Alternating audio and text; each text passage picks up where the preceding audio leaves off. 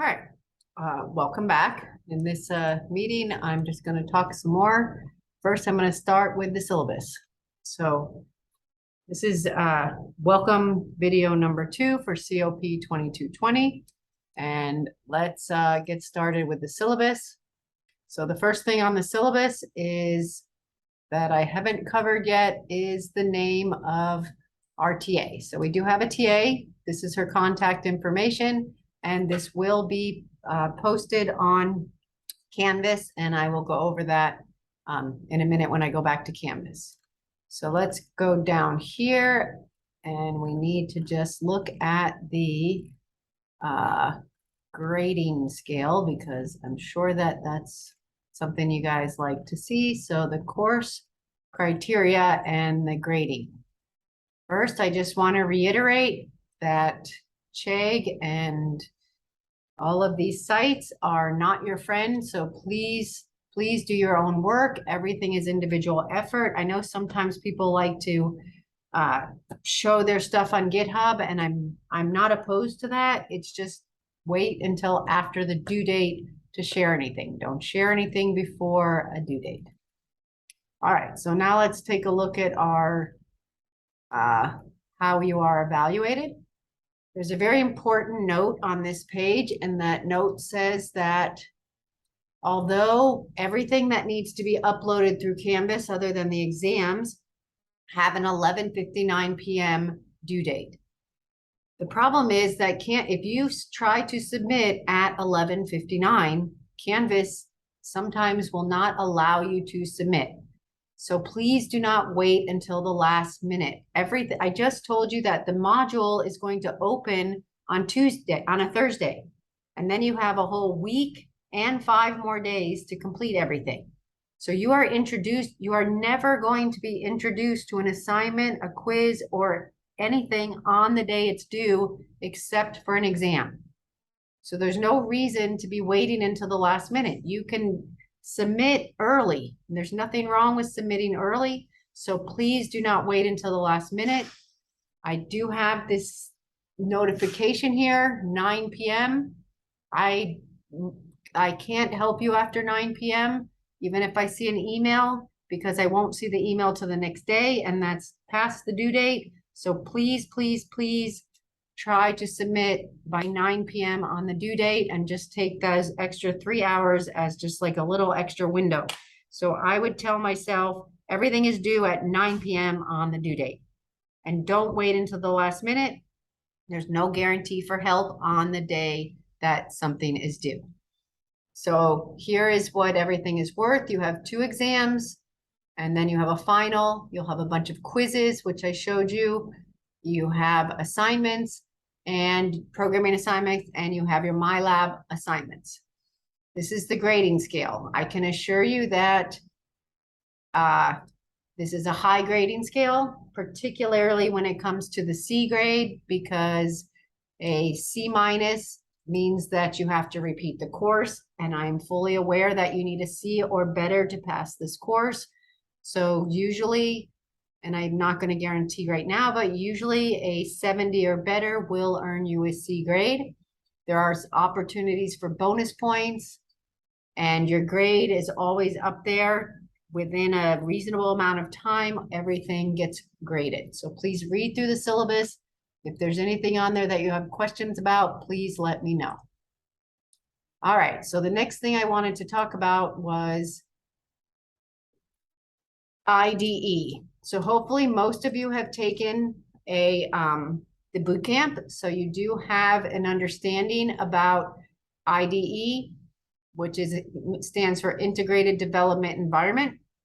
But I'm going to just point out that you need to get a software in order to test your code in this course. So the first thing I want to say that when you write your code in the C language, you are going to be writing, it is plain text. It's just a plain text file. Well, there's no way for you to take your plain text file and turn it into an interactive program using Notepad or some other plain text editor. So you need to download an IDE Preferably, if you're using Windows, my suggestion is Visual Studio. If you're using a Mac, I suggest Xcode. And if you're interested, you can try CodeBlocks. So my suggestion is to download this IDE, install it, and use that tool to help you to test your code. I will, of course, be making another video with more details on the IDE. This is just an overview video. So there'll be another video posted on, doing your first program, how to use the IDE and everything. But please take a look at all of this information. If you're going to choose to do Visual Studio, that's for Windows users right here, Visual Studio, Mac users right here, Xcode, and another suggestion would be CodeBlocks. All right, so the next thing I want to talk about is MyLab. So I've already told you that you could purchase the textbook. You can go on there here and purchase the textbook, or go to the bookstore and purchase the textbook and get it bundled with this MyLab. But I'm not requiring you that you buy the textbook, but I am requiring that you use MyLab. So you can buy access to MyLab directly here. Once you buy access to MyLab, there are two things that you need to know. The first is you get a purchase code. Okay, so the purchase code is you go to this link and you buy it. Or the link is also here. This goes directly to the purchase code. See, you can buy access, you follow these instructions, and you purchase MyLab. Once you have purchased MyLab, whether you purchase it through the textbook or you purchase it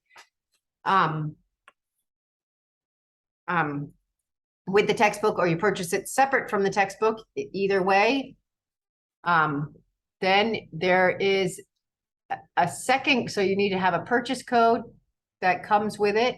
Then once you do that, then you have to, register it, get it. And then once you do it, you need to be added to My Course.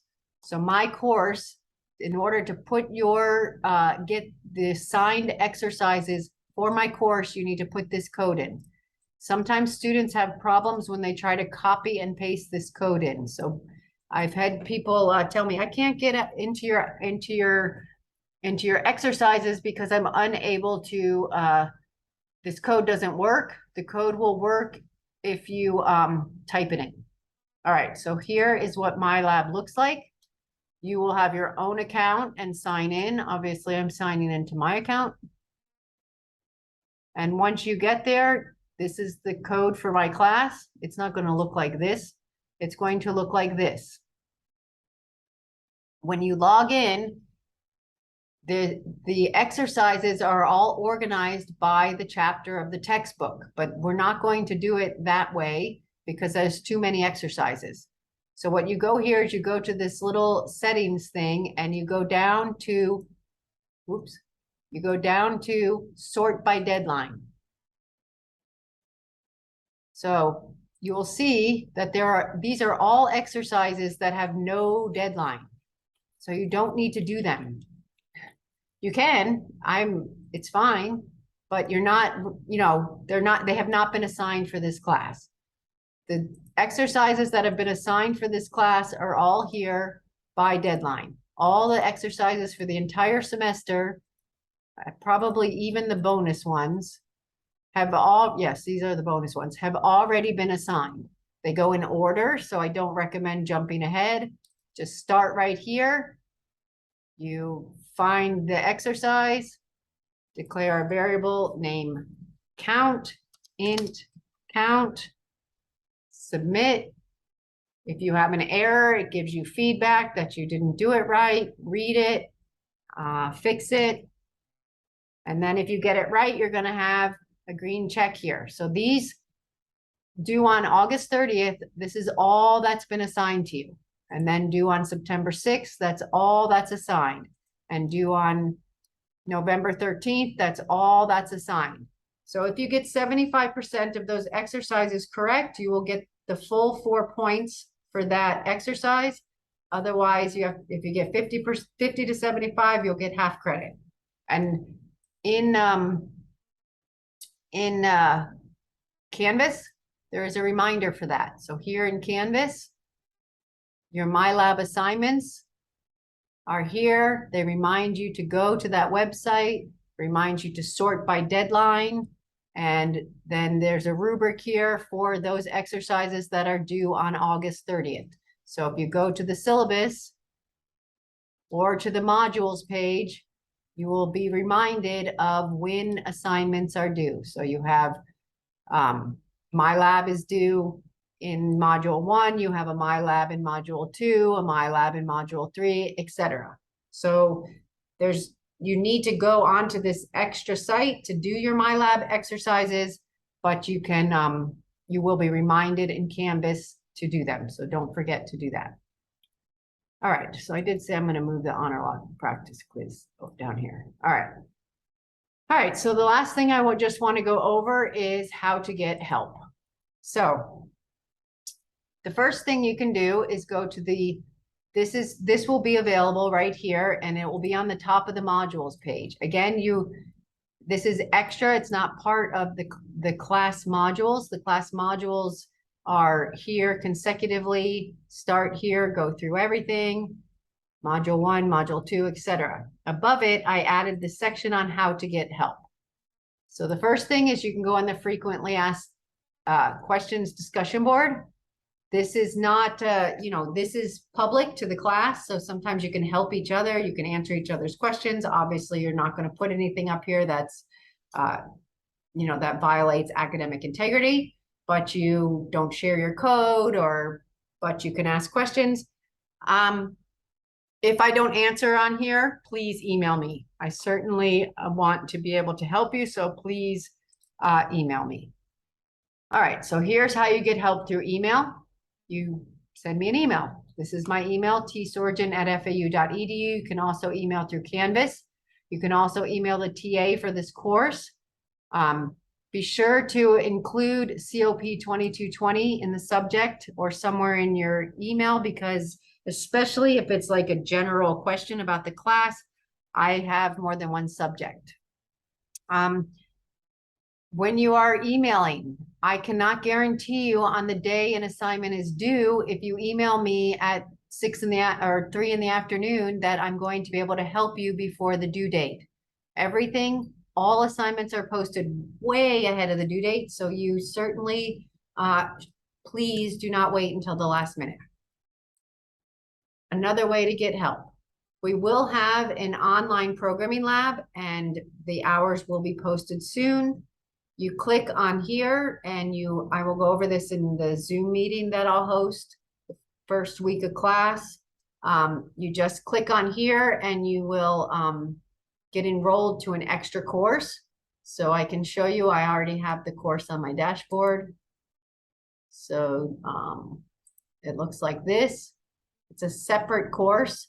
So you will be enrolled in this separate course and you will be able to get assistance through WebEx or Zoom, probably WebEx. You can share your screen and you get one-on-one help with TAs. All right, so that's the online lab. That's a separate course from ours.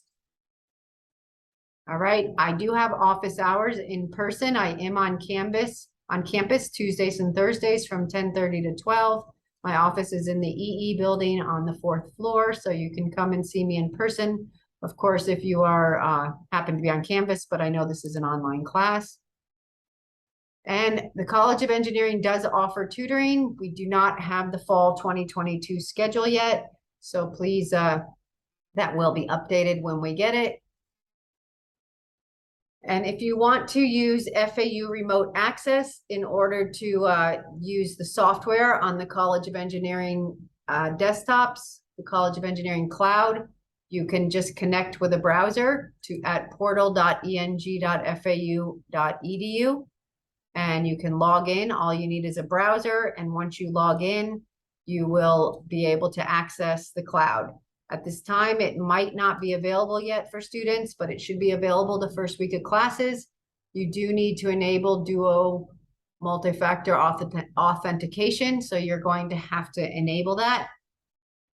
If you have problems connecting, please, you can email me, but I am going to tell you to contact help@eng.fau.edu because I do not have any control over FAU remote access. All right, so that's a lot for the first couple videos. To get started, the next video I will demonstrate in IDE, and then I will post an announcement and we'll have a Zoom meeting the first week of classes.